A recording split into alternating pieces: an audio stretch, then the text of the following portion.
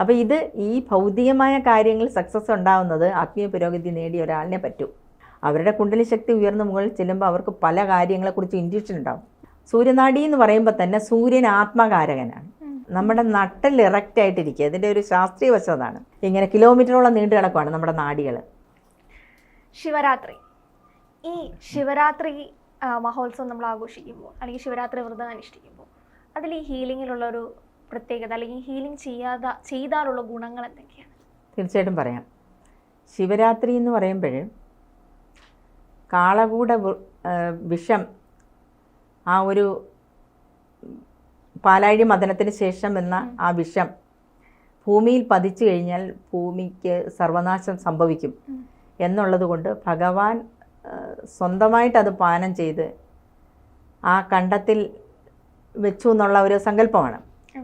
അപ്പോൾ ആ രാത്രിയിൽ നമ്മൾ സാധാരണ സർപ്പദംശനം ഏറ്റാൽ രാത്രി ഉറങ്ങിക്കഴിഞ്ഞാൽ വിഷം വ്യാപിക്കുമെന്നാണ്. അപ്പോൾ ആ ഒരു വിഷം വ്യാപിക്കാതിരിക്കാനായിട്ട് പാർവതി ദേവി ഉണർന്നിരുന്നത് പോലെ തന്നെ നമ്മൾ ഉണർന്നിരിക്കുക എന്നുള്ളതാണ് കഥ. പക്ഷേ ഇതിൻ്റെ അകത്തൊരു സയൻറ്റിഫിക് വശമുണ്ട്. അതായത് ഒരു പ്ലാനറ്ററി അലൈൻമെൻ്റ് അപ്പം നടക്കുന്നുണ്ട് ആ ഒരു സമയം. അതെ അതെ അതെ ആ കർത്തപക്ഷത്തോട് ചേർന്ന് വരുന്ന ചതുർത്ഥി. അപ്പം ആ ത്രയോദശിയിലും എല്ലാം അതിൻ്റേതായ ഒരു പ്ലാനറ്ററി അലൈൻമെൻ്റ് ആണ് നടക്കുന്നത്. അത് വർഷത്തിലൊരിക്കലല്ല ഉള്ളൂ. പക്ഷേ എല്ലാ മാസത്തിലും ഉണ്ട് ശിവരാത്രി. മാസത്തിലും അതുപോലെ ആ കർത്തവാവ് ദിവസം അതിന് തൊട്ടുമുമ്പുള്ള ചതുർത്ഥിയിൽ നടക്കുന്നുണ്ട്. അപ്പം അങ്ങനെയുള്ള ആ ഒരു ശിവരാത്രികൾ ഏറ്റവും പവർഫുൾ എന്ന് പറയുന്നത് ഈ കുംഭമാസത്തിലെ ശിവരാത്രിയായിട്ട്. അപ്പോഴാണ് കൂടുതൽ പവർഫുള്ളായിട്ട്. ഇപ്പോൾ കുംഭമേള തന്നെ ഇപ്പോൾ 12 വർഷം കൂടുമ്പോഴേ സംഭവിക്കുന്നത്. പിന്നെ 144 വർഷം കൂടും മഹാകുംഭമേളയാവുന്നുണ്ട്. അപ്പം ഇതിന് ഇങ്ങനെ ഒരു പ്ലാനറ്ററി അലൈൻമെൻറ്റ് ആ ടൈമിങ്ങിനകത്തും വ്യത്യാസമുണ്ട്. കാലം എന്ന് പറയുന്ന ഈശ്വരനാണെന്നാണ് പറയുന്നത്. അപ്പോൾ ഈ കാലത്തിനും അതിൻ്റേതായ പ്രാധാന്യമുണ്ട്. അപ്പം നമ്മൾ ആ ഒരു ശിവരാത്രി വർഷത്തിലൊരിക്കൽ വരുന്നതിന് അതിൻ്റേതായ പ്രാധാന്യമുണ്ട്. അപ്പോൾ ഈ ഒരു സമയത്ത് നമ്മൾ ഉണർന്നിരിക്കുക എന്ന് പറയുന്നത് നമ്മൾ കിടന്നുകൊണ്ട് ഉണർന്നിരിക്കുന്നത് കൊണ്ട് ഫലമില്ലെന്നാണ് ഞാൻ വിശ്വസിക്കുന്നത്. കിടന്ന ആളുകൾ ചിലർ കണ്ണും തുറന്ന് കിടക്കും. പക്ഷെ അങ്ങനെയല്ല, നമ്മുടെ നട്ടൽ ഇറക്റ്റായിട്ടിരിക്കുക. ഇതിൻ്റെ ഒരു ശാസ്ത്രീയ വശം അതാണ്. നമ്മുടെ സുഷുമ്നാ നാഡി നമ്മുടെ ആ ഒരു സ്പൈനൽ കോഡിലൂടെയാണ് പോകുന്നത്. അപ്പോൾ ആ സുഷുമ്നാ നാഡിയിലൂടെയാണ് നമ്മുടെ കുണ്ടലിനി ശക്തി യഥാർത്ഥത്തിൽ നേരായ പ്രവാഹം എന്ന് പറയുന്നത്. അതായത് നമുക്ക് ഇടനാഡി പിങ്കളനാഡി 2 നാഡികളുണ്ട്. ഇടനാഡി ചന്ദ്രനാഡിയാണ്, വലത് നാഡി പിങ്കളനാഡി. ആ വലത് നാസാദ്വാരത്തിലൂടെയുള്ള ശ്വാസം എടുക്കുമ്പോൾ ആ നാഡിയാണ് ഉണർന്ന് പ്രവർത്തിക്കുന്നത്. അപ്പോൾ ഈ പിങ്കളനാഡി എന്ന് പറയുന്നത് സൂര്യനാഡിയാണ്. സൂര്യനാഡി എന്ന് പറയുമ്പോൾ തന്നെ സൂര്യൻ ആത്മകാരകനാണ്, നമ്മുടെ ആത്മാവിനെ പ്രചോദിപ്പിക്കുന്നതാണ്. ഗായത്രി മന്ത്രമൊക്കെ കേട്ടിട്ടുണ്ടാവുമല്ലോ. അതെ. അപ്പോൾ ഈ വേദമന്ത്രങ്ങൾ ഇതുപോലെ കുണ്ടലിനി ശക്തിയെ ഉണർത്തുന്നത് തന്നെ. അപ്പോൾ നമ്മൾ ഈ ഒരു ആത്മകാരകത്വം വഹിക്കുന്ന ആ സൂര്യനാഡിയെ പ്രവർത്തിപ്പിക്കുമ്പോഴാണ് നമ്മൾ ആധ്യാത്മികതയിലേക്ക് ഉയരുന്നത്, ആത്മീയ ചിന്തകൾ കൂടുന്നത്. ഇടനാഡി എന്ന് വെച്ചാൽ മനസ്സുമായിട്ട് ബന്ധപ്പെട്ടതാണ്, ചന്ദ്രനാഡിയാണ്. അപ്പോൾ നമ്മുടെ മനസ്സിൻ്റെ കാര്യങ്ങളാണ്. മനസ്സിനൊരു സ്ഥായി ഭാവമില്ല. നമ്മൾ ഈ യോഗികളും മഹർഷിവര്യന്മാരും എല്ലാം എന്തിനു വേണ്ടിയാണ് പരിശ്രമിക്കുന്നത്? ഈ മനസ്സിനെ കടിഞ്ഞാണിടുക. വൃത്തി നിരോധ യോഗ എന്നാണ് പറയുന്നത്. അപ്പോൾ യോഗ എന്ന് പറയുമ്പോൾ ഇവിടെ ഒരു ഹഠയോഗയല്ല ഉദ്ദേശിക്കുന്നത്. ക്രിയായോഗ വരാം, അതിനകത്ത് പല രീതിയിലുള്ള യോഗകൾ അതിനകത്ത് വരാം. കാരണം യോഗ എന്ന് പറയുമ്പോൾ ഇവിടെ യുജ് എന്ന് പറയുന്ന ഒരു സംസ്കൃത ധാതുവിൽ നിന്ന് എടുത്തതാണ്. അപ്പോൾ യോജിപ്പിക്കുക എന്നുള്ളതാണ്. എന്തിനെ യോജിപ്പിക്കുക എന്ന് വെച്ചാൽ പരമാത്മ തത്വത്തെ ഈ ജീവാത്മാവിനോട് യോജിപ്പിക്കുക. നമ്മളാകുന്ന ജീവാംശങ്ങൾ ആ ഈശ്വരനാകുന്ന പരമാത്മ തത്വമായിട്ട് യോജിപ്പിക്കുന്ന എല്ലാ പ്രവൃത്തികളും യോഗയാണ്. അപ്പോൾ അതിന് വേണ്ടിയിട്ടുള്ള സാധനങ്ങളാണിതെല്ലാം. സ്റ്റെപ്പ് ബൈ സ്റ്റെപ്പായിട്ട് നമ്മൾ ചെയ്തുകൊണ്ട് വരുന്നത്. അപ്പോൾ ഈ ശിവരാത്രി ദിവസം എന്താണ് സംഭവിക്കുന്നതെന്ന് വെച്ചാൽ നമ്മളുടെ ഇടനാഡിയിൽ കൂടെയും പിങ്കളനാഡിയിൽ കൂടെയും നമ്മൾ ശ്വാസം ഒരേ ഗതിയിൽ സഞ്ചരിച്ചാൽ, ബാലൻസ്ഡ് ആയിട്ട് സഞ്ചരിച്ചാൽ നമ്മുടെ സുഷുമ്നാ നാഡിയിൽ കൂടെ ആയിരിക്കും നമുക്ക് ഈ ശ്വാസത്തെ നമ്മൾ നിരീക്ഷിച്ചറിയാൻ പറ്റും. ശരനൂൽ ശാസ്ത്രം എന്നൊക്കെ പറയും. അതായത് നമ്മുടെ ശരത്തെ അറിയുന്നവൻ യോഗി എന്നാണ് പറയുന്നത്. അതായത് നമ്മൾക്ക് ഈ ശ്വാസം അതിൻ്റെ ഒരു ബാലൻസ്ഡ് സ്റ്റേറ്റിൽ ആണ് ഈ സുഷുമ്നാ നാഡിയിൽ കൂടെ പ്രവഹിക്കുന്നത്.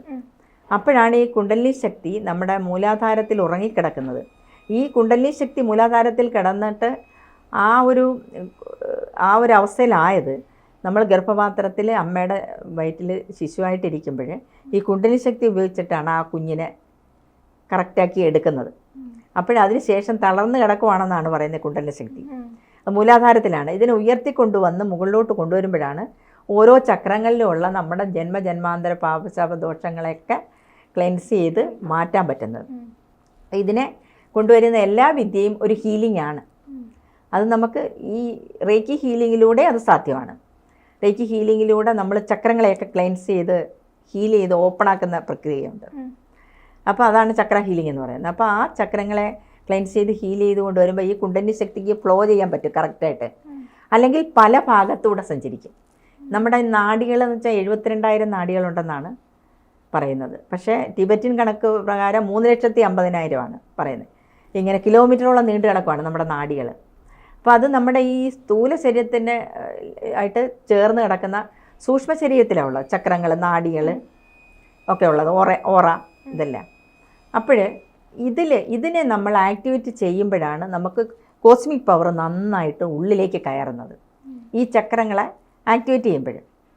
അപ്പം ഇത് അടഞ്ഞിരിക്കുന്നവരാണ് കുറ്റവാളികളും സമൂഹത്തിൽ കൊള്ളരുതാത്തവരും ഒക്കെ ആയിത്തീരുന്നത്. ഇത് അടഞ്ഞിരിക്കുന്ന ആ പ്രക്രിയയാണ്. അപ്പോൾ ഇത് ചക്രങ്ങൾ എപ്പോൾ ഓപ്പൺ ആകുന്നു, അവർ നല്ലൊരു മനുഷ്യനായിട്ട് നല്ല രീതിയിൽ അവരുടെ ദൗത്യങ്ങൾ നിർവഹിച്ച് ഈ ഭൂമിയിൽ അവരുടെ ദൗത്യങ്ങൾ സഫലതയിലെത്താൻ സഹായിക്കും. അപ്പോൾ ഈ ചക്രങ്ങൾ നമ്മൾ ആക്ടിവേറ്റ് ചെയ്യുന്നത് യോഗിയായി ഹിമാലയത്തിൽ പോയി തപസ്സിരിക്കാൻ വേണ്ടിയല്ല. നമ്മുടെ ജന്മദൗത്യങ്ങൾ നമ്മൾ ഈ ജന്മത്തിൽ ചെയ്യേണ്ട ഭൗതികമായ കാര്യങ്ങളിൽ സക്സസ് ഉണ്ടാവാനാണ്. അപ്പോൾ ഈ ഭൗതികമായ കാര്യങ്ങളിൽ സക്സസ് ഉണ്ടാവുന്നത് ആത്മീയ പുരോഗതി നേടിയ ഒരാളിനെ പറ്റൂ. ആത്മീയമായിട്ട് ഈ ഒരു കാര്യത്തിൽ വരുന്ന അവർ സക്സസ്ഫുൾ ആയിരിക്കും. കാരണം എന്താണ്, അവരുടെ ചക്രങ്ങളെയൊക്കെ ക്ലെൻസ് ചെയ്ത് ഹീൽ ചെയ്ത് ഇതിനെ കൊണ്ടുപോകാനുള്ള കഴിവുണ്ട്. ഈ ആത്മീയ ഊർജ്ജം നമ്മുടെ ഈ കുണ്ടലിനി ശക്തി മുകളിലേക്ക് പോകുമ്പോൾ ചില എലിമെൻറ്റ്സ് ഉണ്ട്, അയൺ, ഫോസ്ഫറസ്, അതിലൊക്കെ ഇങ്ങനെ ഒരു ഇലക്ട്രിക് കറണ്ട് ഇങ്ങനെ ഉരസി ഇങ്ങനെ പോകുന്ന പോലെയാണ് ഇലക്ട്രിക് കറണ്ട്. അപ്പോൾ ഇതിങ്ങനെ പോകുമ്പോൾ നമ്മുടെ ആ സഹസ്രാര പത്മത്തിലെത്തുമ്പോൾ ക്രൗൺ ചക്ര ഇതിലെത്തുമ്പോൾ നമുക്ക് ബ്രെയിൻ എക്സ്പാൻഷനാണ് നടക്കുന്നത്. അപ്പം നമുക്ക് അറിഞ്ഞൂടാത്ത പല കാര്യങ്ങളും നമുക്ക് ബോധം വരും. മഹർഷിമാർക്കൊക്കെ എങ്ങനെയാണ് ധ്യാനത്തിലൂടെ പല കാര്യങ്ങളും വെളിപ്പെടുന്നത്? അവരുടെ കുണ്ടലിനി ശക്തി ഉയർന്ന മുകളിൽ ചെല്ലുമ്പോൾ അവർക്ക് പല കാര്യങ്ങളെക്കുറിച്ച് ഇൻഡ്യൂഷൻ ഉണ്ടാവും. അപ്പം എനിക്കെങ്ങനെയാണ് ഇൻഡ്യൂഷൻ ഈ ഹീലിംഗ് ഇങ്ങനെ ചെയ്യണമെന്നുള്ളത്? അപ്പം നമ്മുടെ ബ്രെയിൻ എക്സ്പാൻഷനാണ് നടക്കുന്നത്. അപ്പം നമ്മൾക്ക് ആ കാര്യം ഈ ശിവരാത്രി ദിവസം സംഭവിക്കുന്നുണ്ട്. അപ്പോഴേ തിരച്ചീനമായിട്ട് കിടക്കാതെ നമ്മൾ നിവർന്നിരുന്നു കഴിഞ്ഞാൽ നമുക്ക് ഈസി ആയിട്ട് കുണ്ടലിനി ശക്തി, അതിൻ്റെ പ്രയോജനം എന്താണ്? ഈ ദിവസം വ്രതനിഷ്ഠയോടെ നല്ല ആത്മീയ ചിന്തയോടുകൂടി ഇരിക്കുന്ന ഒരാളിന് കുണ്ടലിനി ശക്തിയെ മുകളിലേക്ക് എത്തിക്കാനായിട്ട് സാധിക്കും, സഹസ്രാര പത്മം വരെ. അപ്പോൾ ഈ ചക്രങ്ങളെല്ലാം ഓപ്പണായിട്ട് അവർക്ക് നല്ല രീതിയിലുള്ളൊരു ജീവിതം ഭൗതികമായിട്ടും ആത്മീയമായിട്ടും മെറ്റീരിയലിസ്റ്റിക്കായിട്ടും അവർക്ക് സക്സസ്ഫുൾ ആവും അവർ എന്നുള്ളതാണ് അതിൻ്റെ പ്രത്യേകത.